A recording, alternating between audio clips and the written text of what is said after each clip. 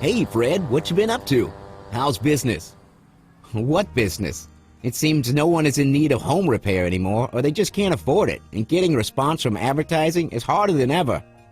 Hey, what about those lead services? You know, the ones that promise to bring you a lead ready to do business? Oh, like Home Advisor? Please, I pay an average of $600 a week and I might get one job.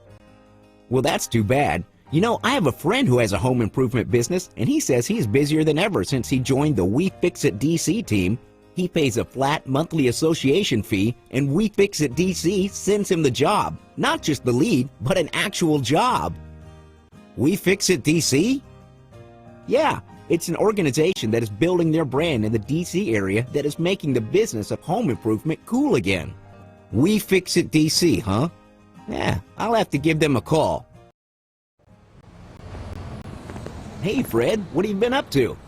Joe, I've been meaning to call you. I've been so busy lately. I took your advice and signed up with We Fix It DC, and business has never been better. I'm on my way to a job right now.